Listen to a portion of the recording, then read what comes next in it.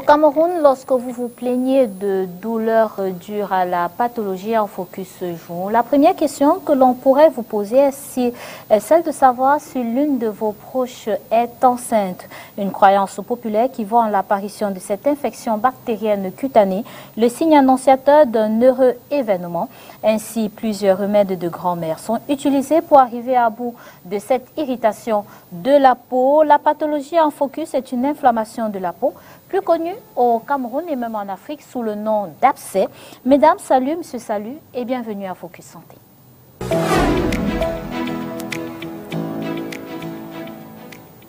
Une fois de plus, salut et bienvenue à Focus Santé. Focus Santé, c'est votre magazine de santé qui donne la part belle aux malades et également des explications de spécialistes de la question. Ce jour, nous recevons le docteur Thomas Dakin Motégué. Il est le médecin en chef du centre protestant médicalisé de Newbel. C'est dans le 2e arrondissement de Douala. Salut docteur et bienvenue.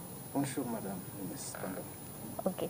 Nous allons, pour planter le décor, aller dans les rues de Douala pour recueillir quelques interventions des populations de Douala, à qui il a été demandé de savoir s'ils ont déjà eu des abcès et comment est-ce qu'ils ont réussi à traiter cette pathologie.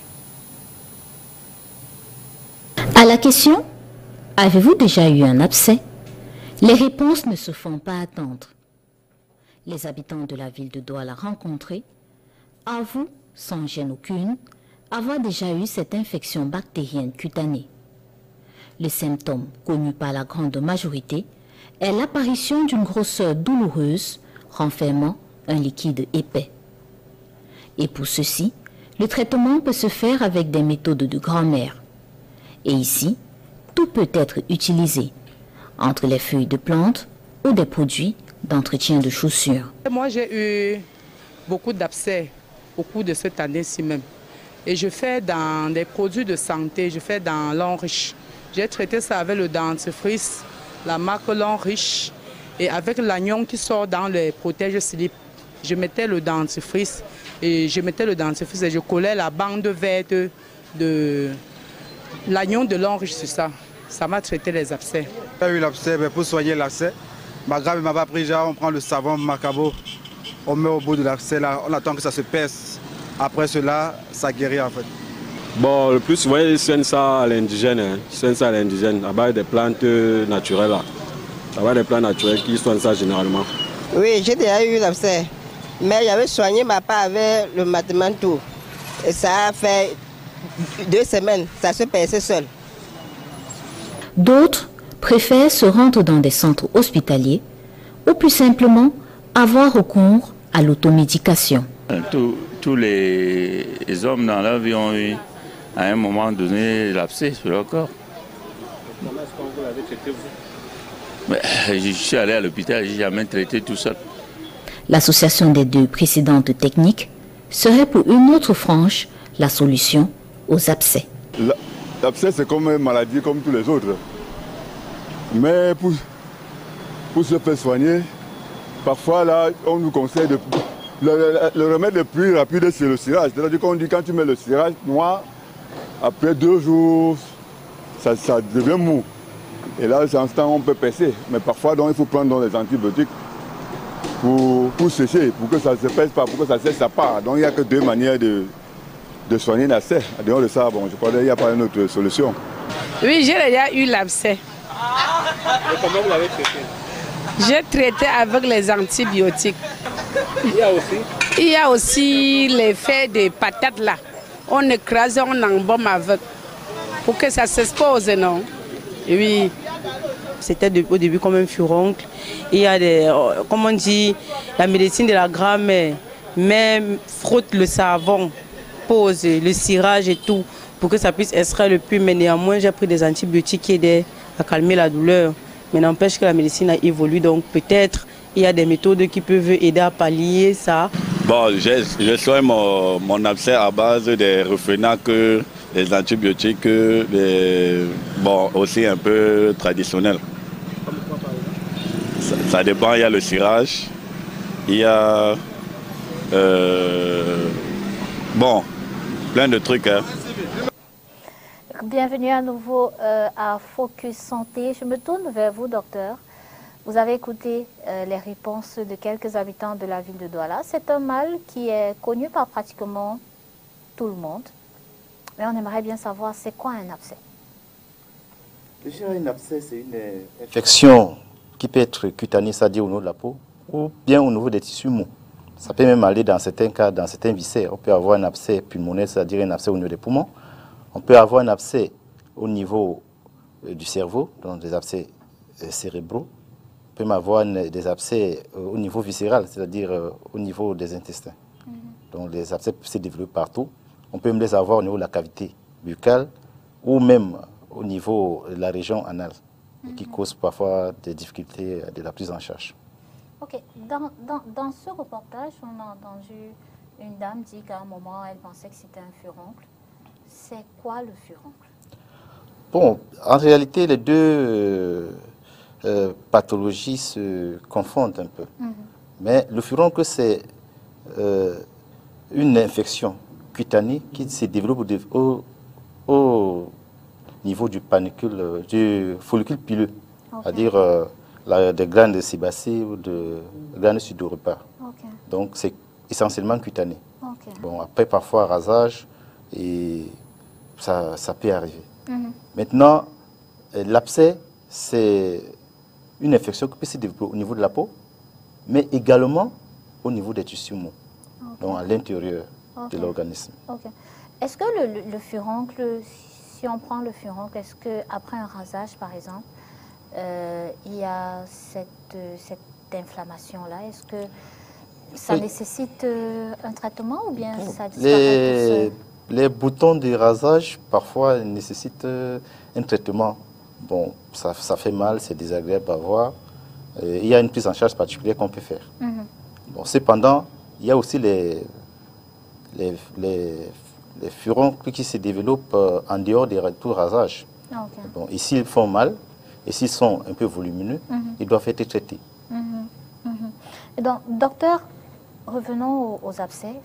Quelles peuvent être les causes ou bien les facteurs de risque de l'apparition d'un abcès? Disons déjà que les causes sont infectieuses, essentiellement. C'est-à-dire, notamment, les causes sont bactériennes, le staphylocoque, le pneumocoque et les septocoques. Bon, cependant, les causes peuvent être hygiéniques. Donc, les gens qui ont, par exemple, une mauvaise hygiène buccale peuvent avoir des abcès buccaux. Et les causes peuvent être l'inoculation même d'un matériel contaminé. Donc, vous avez des gens qui, au décours d'une piqûre d'un matériel souillé, peuvent développer des abcès après. Bon, les abcès peuvent également se développer au niveau de la région anale, par exemple, et qui peuvent également causer certains soucis. Maintenant, la prévention va consister à déjà une hygiène de vie, à une rigueur de soigner déjà les abcès si vous avez déjà eu à avoir des abcès. Et maintenant, il y a aussi, j'allais oublier, il y a aussi l'immunité. Lorsque l'immunité s'affaiblit, on peut développer des abcès importants. Donc, quand il y a affaiblissement du système immunitaire, renforcer le système immunitaire. Si c'est un problème d'hygiène, revoir son hygiène. Et si la cause est l'inoculation d'un matériel souillé, éviter de se faire piquer par du matériel souillé. Est-ce qu'il y a des parties du corps où peuvent se développer facilement des abcès? Couramment, nous remarquons les abcès au niveau des aisselles, les abcès qui apparaissent, par exemple, chez les femmes au niveau des seins, surtout pendant la période d'allaitement, où l'organisme est fragile, où les blessures peuvent survenir au cours des allaitements, les complications de l'allaitement. On peut avoir les abcès qui peuvent facilement survenir dans les poumons en cas de certaines infections pulmonaires. Et on peut aussi avoir les abcès dans les cas du système immunitaire affaibli au niveau du cerveau. Maintenant, les abcès peuvent aussi apparaître partout au niveau de la peau. On peut même avoir les abcès au niveau de la cavité péritonéale, au niveau de l'abdomen. Et est-ce que c'est possible d'avoir plusieurs abcès au même endroit? Oui, lorsqu'on a, oui, nous pouvons avoir plusieurs abcès au même endroit. Lorsque nous avons plusieurs abcès au même endroit, on parle d'anthrax. Donc, c'est tout un placard. En fait, il y a un abcès à la base, mais qui communique par différents orifices. Et est-ce que c'est possible d'avoir un abcès qui revient au même endroit, on le traite, il revient au même endroit, au même endroit, au même endroit? Bon, déjà, il faudrait savoir est-ce que l'abcès a été suffisamment bien traité. Par exemple, au niveau de la marge anale, ce sont des abcès qui sont souvent difficiles à traiter et qui peuvent récidiver, ou alors qui n'ont pas guéri totalement, qui ont donné l'impression d'être guéris et qui peuvent revenir, qui peuvent ressurgir, créer une recrudescence des abcès. Alors, cependant, ça peut arriver. Ok. Et donc, si on parle du traitement, qu'est-ce qu'on fait? Pour parler du traitement, je vais d'abord revenir sur le reportage. J'ai vu beaucoup de choses, mais seulement sur l'aspect traitement, c'est vrai, le traitement, j'entends des gens évoquer des trucs comme des cirages, les feuilles de patate, les pâtes dentifrice, les savons Macabo. Bon, parfois, nous recevons des cas à l'hôpital où ces produits ont plutôt surinfecté le patient. Vous voyez, il y a certains abcès, je dirais, bénins, qui peuvent se résorber spontanément. Et parfois, on a mis ces produits, on a pensé que c'est ça qui a guéri. Parfois, certains ont un côté antalgique, c'est-à-dire qui calme un peu la douleur. Mais en réalité, c'est vrai, il y a certains produits que nous ne maîtrisons pas qui peuvent également guérir. Mais le plus souvent, le traitement, c'est normalement à l'hôpital. Et le traitement s'est fait sur le plan général, c'est-à-dire en prenant des antibiotiques, et sur le plan local, là, ça va dépendre. Si l'abcès est moins important, on fait un drainage, lorsque c'est déjà collecté. Et si l'abcès est très important, on fait carrément une incision. Une incision avec anesthésie, sans anesthésie? Une incision avec anesthésie pour éviter la douleur au patient. Ok. Et donc, vous parlez d'un drainage quand le pus est collecté. En attendant que cela se fasse, est-ce qu'on donne des anti-inflammatoires aux patients? Surtout ne pas donner d'anti-inflammatoires. Dans le reportage même, j'ai suivi un monsieur qui dit qu'il prend souvent du diclofénac. Ne pas donner des anti-inflammatoires surtout. Parce qu'en donnant des anti-inflammatoires, ça va compliquer un peu l'évolution de l'abcès. On peut donner des antalgiques, c'est-à-dire des antidouleurs, du paracétamol par exemple, et des antibiotiques essentiellement. Essentiellement. Et le traitement, il peut durer combien de jours? Le traitement va dépendre. Bon, pour un abcès simple, pour un traitement d'une semaine, ça peut aller, moins d'une semaine même. Mais quand vous avez un patient qui a peut-être un système immunitaire défaillant, bon, le traitement peut durer un peu plus longtemps. Et tout dépend aussi au stade où le patient est arrivé, à quel endroit l'abcès se trouve. Tout ceci doit être pris en compte. Ok. Docteur, j'aimerais savoir si le traitement qui est appliqué pour un abcès visible est le même qui est appliqué pour un abcès peut-être buccal dans le cerveau. Les abcès, déjà, même que ce soit au niveau du sein, que ce soit au niveau buccal ou au niveau, disons, même au niveau du bras ou de l'avant-bras, bon, ce sont les abcès qui doivent être traités. Sauf que parfois l'accès, par exemple, si c'est au niveau buccal, peut nécessiter qu'il y ait peut-être un chirurgien dentiste qui vient pour intervenir là où l'abcès est placé. Bon, si c'est un abcès mammaire, que ça nécessite parfois, si l'abcès est très mal placé, que ce soit carrément une petite chirurgie pour pouvoir extraire le pus. Et drainer le. Ok, ok. Docteur, et quand c'est anal, on tient à ce que... Oui, quand c'est anal, c'est une zone très compliquée. Le plus souvent, quand vous voyez un abcès anal, parfois c'est des abcès qui récidivent, parfois c'est des abcès qui communiquent, parfois c'est des abcès qui viennent après certaines pathologies, on dit les fissures anales et autres. Ce sont des abcès où il nécessite la main d'un chirurgien. Ne pas s'engager vous savez, c'est une zone où il y a les sphincters qui contrôlent la sortie des matières fécales. Si seulement si vous faites une mauvaise incision, vous pouvez plutôt créer des problèmes que de résoudre les problèmes du patient. Ok, ok. Et donc, docteur, est-ce que c'est possible d'avoir des complications d'un abcès? Est-ce que ça existe? Oui, je vous ai dit que les abcès se développent plus sur un terrain immunodéprimé.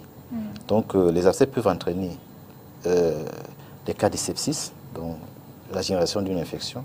Les abcès peuvent entraîner des cas d'anémie. Les abcès peuvent aller jusqu'au décès. Et les abcès peuvent laisser des cicatrices qui ne seront pas agréables à voir si ça s'est développé à un endroit visible. Donc, et sans occulter la douleur, qui peut être aussi un problème, qui n'est pas une complication, mais qui reste quand même un problème majeur de consultation. Ok. Et donc, je prends un exemple simple. Un individu se rend compte qu'il a une inflammation au niveau de la peau. C'est quoi la première réaction à avoir? On se rend directement à l'hôpital ou bien on attend voir comment ça évolue avant d'aller à l'hôpital? Moi, je dirais, comme tout médecin, de venir d'abord à l'hôpital, parce que ça peut ne pas être un abcès, parce que toute inflammation de la peau peut ne pas être un abcès. Ça peut être toute autre chose, une pathologie dermatologique qui n'est pas un abcès. Donc, peut-être commencer à traiter comme un abcès alors que ce n'est pas un abcès, ce n'est pas bien. Faire l'automédication alors que ce qui va développer les résistances aux antibiotiques, ce n'est pas bien. Maintenant, venir à l'hôpital, le plus tôt serait le mieux parce que plus tôt on prend en charge l'abcès, le plus vite on guérit et parfois on n'arrive même pas au stade de la formation du pus. Alors c'est possible de ne pas arriver au niveau de la formation. Lorsque l'abcès est diagnostiqué très tôt, parce que ça commence par une inflammation, donc il y a une chaleur, une rougeur, une tuméfaction. Et lorsqu'on a mis un traitement adéquat, le plus souvent ça se résorbe sans toutefois qu'il y ait de la putréfaction de la zone. Ok. Et maintenant, docteur, je souhaite bien savoir quand vous avez parlé de la possibilité qu'il y ait un regroupement d'abcès à un endroit particulier. Est-ce que le traitement qui est appliqué là s'applique également? Oui, on fera d'abord un traitement général, comme je l'ai dit, en donnant les antibiotiques. Et maintenant, on essaiera de faire ce qu'on va appeler une mise à plat, c'est-à-dire en faisant une incision pour atteindre... De chaque abcès bon, on peut ne pas faire l'incision, on peut faire une incision un peu technique que le praticien va utiliser, une incision pour atteindre le centre de l'abcès. Parce que là, c'est un abcès qui a fait plusieurs communications. Donc on atteint le bas de l'abcès, on le draine et le problème est résolu. Et le patient continue avec des antibiotiques. Après incision, on fait quand même un pansement pour suivre. Parce qu'on fait incision, pansement, parfois même, on essaie un peu de mécher, comme on dit. Le plus souvent. Et mécher, c'est-à-dire? C'est-à-dire de mettre des compresses pour drainer du pus. Après incision. Pour que le pus ne continue pas à s'y collecter. Et le patient continue simplement avec les antibiotiques et il revient pour les pansements, quand ce n'est pas un patient hospitalisé. Et donc maintenant, c'est vrai que vous l'aviez déjà évoqué, mais qu'est-ce qu'on fait de manière pratique pour prévenir la survenue d'un abcès? De façon pratique, déjà, parfois ce sont les pathologies qui arrivent alors que le patient ne s'y attend pas. Ayant même parfois une hygiène rigoureuse, il s'est contaminé au staphylocoque ou bien au pneumocoque. Lorsqu'on a, par exemple, une infection pulmonaire, on devait prendre des précautions pour que cette infection soit bien soignée. Autrement, les complications peuvent arriver jusqu'au stade d'absédation. Et après, par exemple, une chirurgie, on doit se rassurer que tout a été bien fait, parce qu'il y a des abcès post-opératoires qui peuvent aussi arriver. Bon, si c'est un problème d'hygiène, il faut revoir son hygiène, bien se brosser les dents. Ça évite la survenue Des abcès. Des abcès. Ok, docteur. Et maintenant, dans le reportage également, il y a une dame qui, en fait, les méthodes de grammaire que nous utilisons, vous les déconseillez? Bon, les méthodes de grammaire que nous utilisons, bon, j'ai suivi, si j'ai retenu, il y avait les feuilles de patates. Mais la pâte dentifrice. Pâte dentifrice. Bon, je ne peux pas me prononcer sur l'efficacité de ça parce que je n'ai jamais vérifié. Mais ce dont je sais, c'est que le plus souvent, nous recevons les patients qui ont reçu ces traitements, mais quand c'est des abcès compliqués, ça n'a rien donné. Nous sommes obligés de continuer le traitement à l'hôpital, parfois au stade des complications.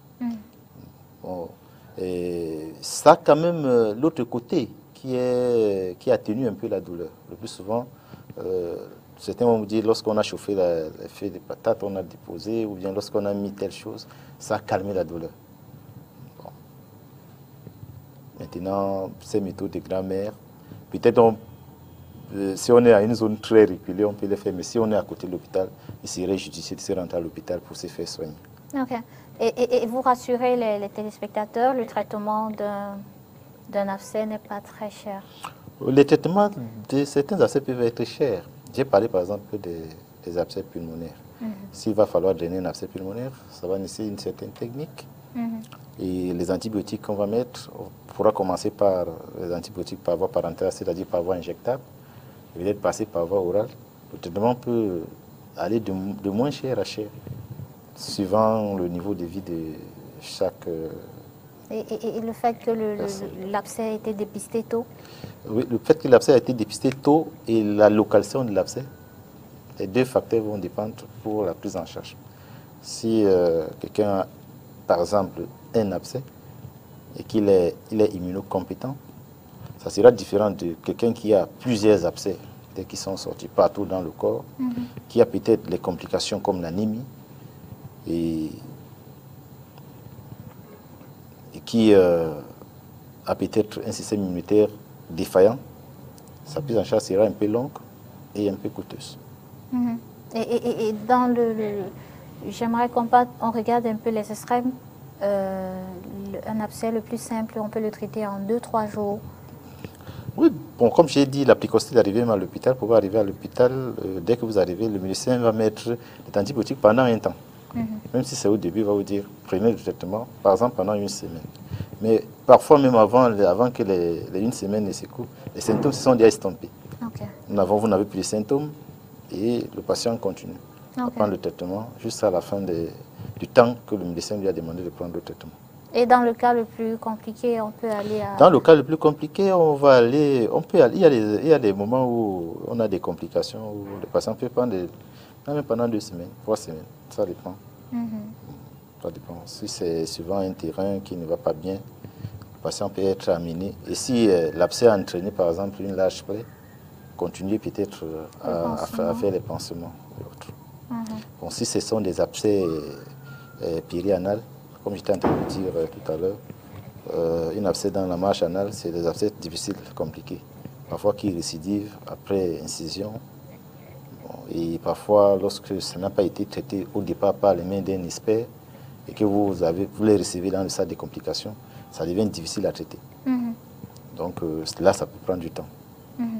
Non, le conseil que vous donnez aux téléspectateurs, c'est même s'il y a une croyance populaire autour qui lie la pathologie avec une grossesse, une bonne nouvelle, c'est toujours mieux de se rendre à l'hôpital. Oui, bon, c'est vrai que cette considération où on dit souvent que quelqu'un est enceinte, bon, ça arrive, mais sur le plan scientifique, nous prenons ça comme des opinions, des préjugés.